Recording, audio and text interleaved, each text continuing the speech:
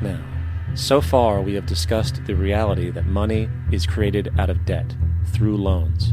These loans are based on a bank's reserves, and reserves are derived from deposits.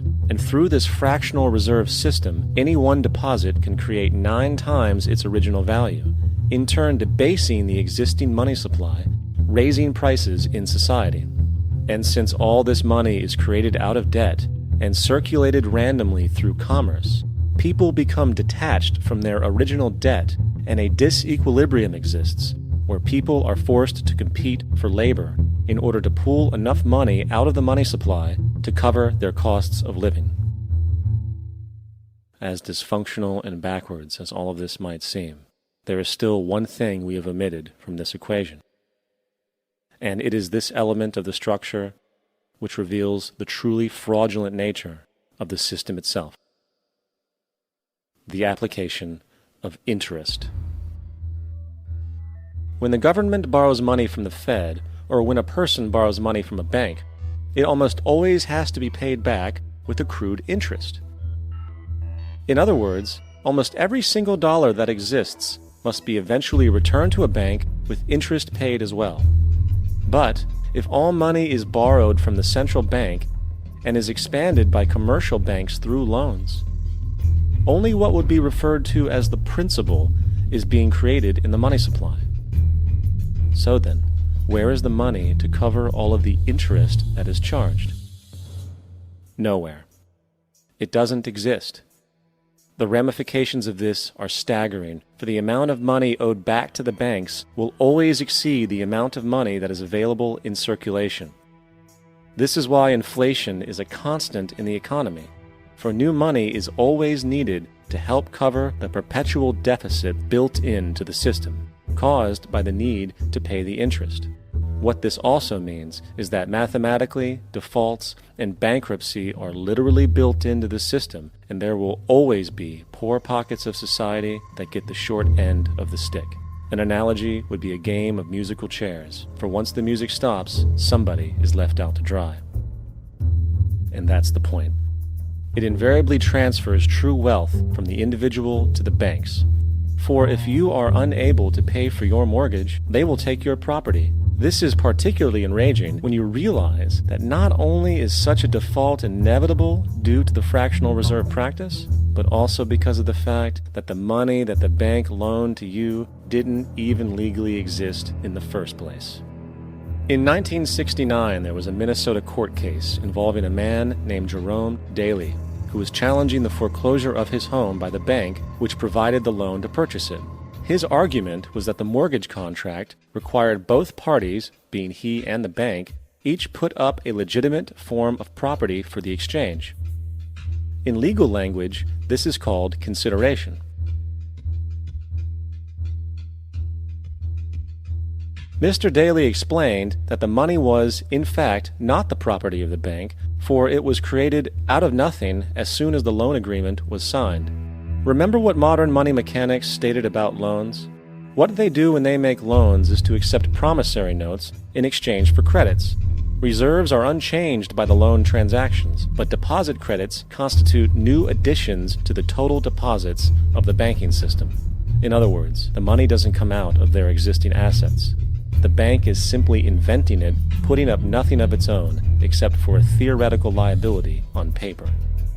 As the court case progressed, the bank's president, Mr. Morgan, took the stand, and in the judge's personal memorandum, he recalled that the plaintiff, bank's president, admitted that, in combination with the Federal Reserve Bank, did create the money and credit upon its books by bookkeeping entry. The money and credit first came into existence when they created it. Mr. Morgan admitted that no United States law or statute existed which gave him the right to do this. A lawful consideration must exist and be tendered to support the note. The jury found that there was no lawful consideration, and I agree. He also poetically added, "Only God can create something of value out of nothing."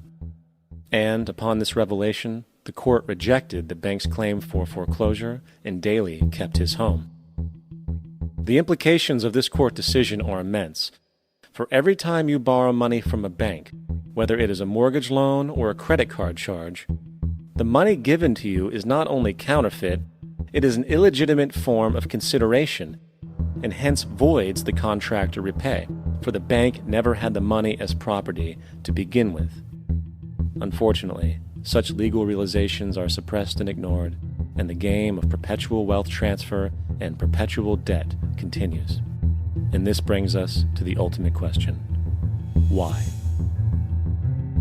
During the American Civil War, President Lincoln bypassed the high-interest loans offered by the European banks and decided to do what the Founding Fathers advocated, which was to create an independent and inherently debt-free currency. It was called the greenback.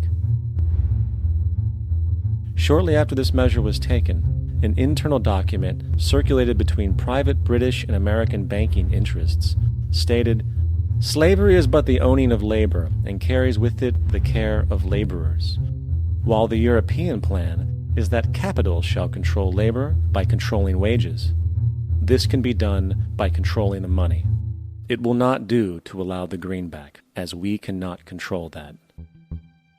The fractional reserve policy perpetrated by the Federal Reserve, which has spread in practice to the great majority of banks in the world, is, in fact, a system of modern slavery. Think about it. Money is created out of debt. And what do people do when they are in debt? They submit to employment to pay it off. But if money can only be created out of loans, how can society ever be debt-free? It can't. And that's the point. And it is the fear of losing assets coupled with the struggle to keep up with the perpetual debt and inflation inherent in the system, compounded by the inescapable scarcity within the money supply itself, created by the interest that can never be repaid, that keeps the wage slave in line, running on the hamster wheel with millions of others, in effect powering an empire that truly benefits only the elite at the top of the pyramid. For, at the end of the day, who are you really working for? The banks. Money is created in a bank and invariably ends up in a bank. They are the true masters, along with the corporations and governments they support. Physical slavery requires people to be housed and fed. Economic slavery requires people to feed and house themselves. It is one of the most ingenious scams for social manipulation ever created, and at its core, it is an invisible war against the population. Debt is the weapon used to conquer and enslave societies, and interest is its prime ammunition. And as the majority walks around oblivious to this reality, the banks, in collusion with governments and corporations, continue to perfect and expand their tactics of economic warfare, spawning new bases, such as the World Bank and International Monetary Fund, while also inventing a new type of soldier, the birth of the economic hitman.